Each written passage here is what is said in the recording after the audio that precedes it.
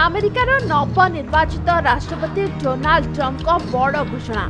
NATO एवं Canada पर चूड़ांत है नूतन अमेरिकीय राष्ट्रदूत।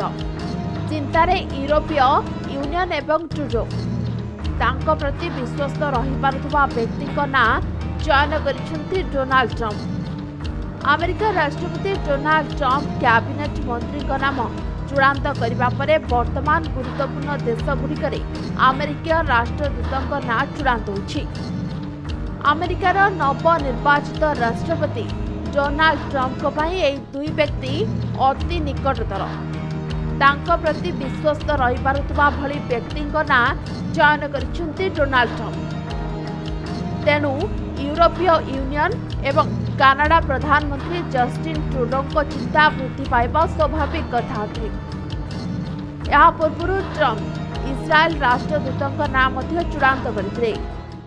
कानाडा राष्ट्रदूत मनोनीत होइथिबा हाक्रोस्टा कांग्रेस मिशिगान द्वितीय जिला को प्राय 20 वर्ष पर्यंत प्रतिनिधित्व करथिले।